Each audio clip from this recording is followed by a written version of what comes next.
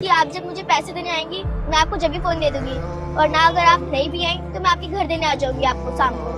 Ma'am साहब, आपने बिना कुछ सोचे समझे मुझे इतना कुछ सुना दिया और मुझे थप्पड़ भी मार दिया। मैम साहब, हम गरीब भले ही होते हैं लेकिन हम बहुत ईमानदार होते हैं, हम किसी का हक नहीं लेते। देख रहे हो शीतल, जिस बच्ची को तुम चोर समझ रही थी ना, वो चोर नहीं, एक ईमानदार निकली। ये लोग ना गरीब भले ही होते हैं लेकिन ईमानदार और खुददार बहुत होते हैं। किसी का एक रुपया नहीं खाना पसंद करते हैं लोग। अगर इस बच्ची को हराम के खाने की इतनी ही आदत होती ना, तो अपना स्कूल छोड़कर यहाँ इतनी धूप में ना मूंगफली ना बेच रही होती, सिर्फ 2 वक्त की रोटी के लिए। और सुनो, तुम किसको ज्ञान देने चली? अरे तुम तो खुद चोर हो। इस बच्ची के पैसे लौटाने तक का नाम नहीं ले रही थी। क्या बोल रही थी मुझसे जाते टाइम? मुझे तो तब समझ नहीं आया कि मैंने तो इसका पागल बना दिया।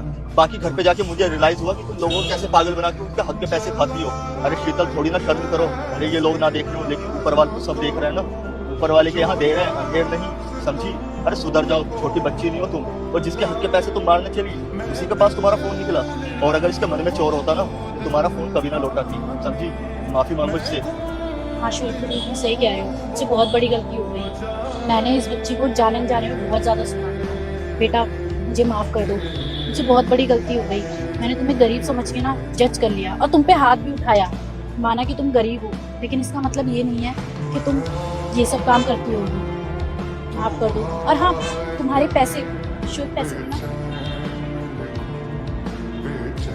ये लो तुम्हारे पैसे रखो।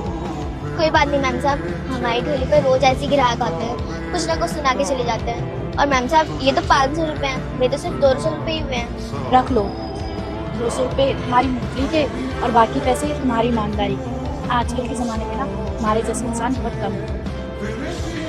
शुक्रिया मैम साहब।